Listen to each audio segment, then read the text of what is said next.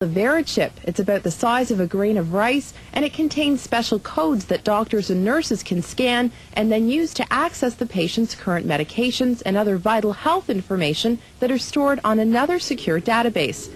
Each chip contains a unique 16-digit number that, when scanned, connects doctors to an internet database that retrieves medical records instantly. It was originally used for tracking lost pets, but the FDA approved VeriChip implants in humans.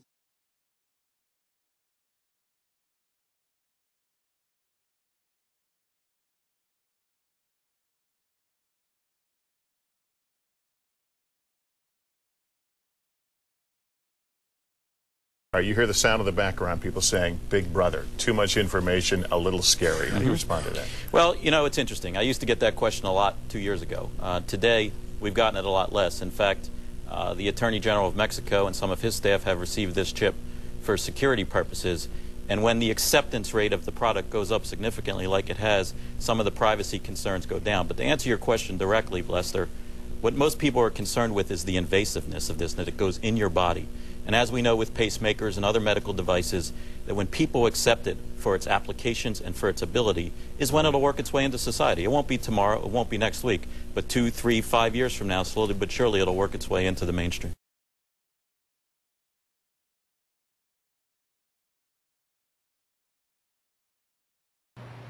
Sean Darks, chief executive of CityWatcher.com, didn't want to ask his employees to do anything he wouldn't do, so he had this chip embedded under his skin. The chip has an access code for admittance into a room holding security footage for government agencies and police. For Darks, the tiny chip is a security solution. No IDs for employees to lose. They can't. It's right there in their arm.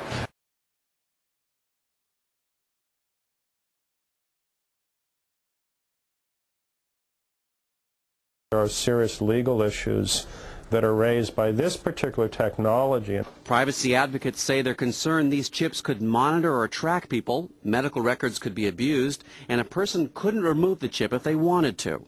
The Electronic Privacy Information Center's Mark Rottenberg is concerned that there currently are no rules that regulate or limit how this chip can be used. To suggest that somehow this is not personal information is simply misleading. It is very personal information. And less secure. The chips themselves don't contain any personal information, but they do contain a key to information. Unencrypted information that Jonathan Westhughes, a software developer in Canada, says he found relatively easy to copy, meaning he could become Sean Darks in the eyes of a machine if he wanted to. Well, they talked about, for example, electrical hazards. This thing is by no means inert. The way it works is it actually picks up and amplifies ambient electromagnetic energy from the reader devices. And if you have one of these things in your arm and you get within range of a powerful electromagnetic field, it can actually burn you.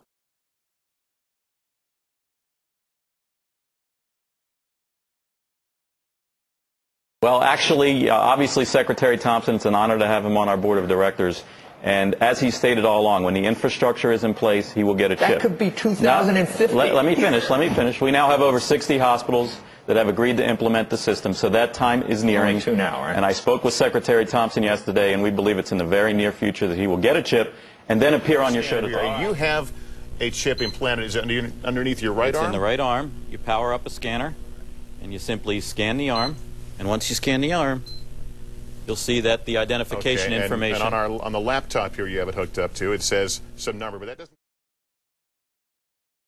On the database about Scott Silverman, it'll have my driver's license information, it'll have medical information, it'll have financial information, and it'll have security information for ingress and egress into facilities. The critics would say, and I listened to it, and I'm trying to figure it out, but they use the "they" word a lot. Is there a vast RFID conspiracy out there that is they would say this is a slippery slope.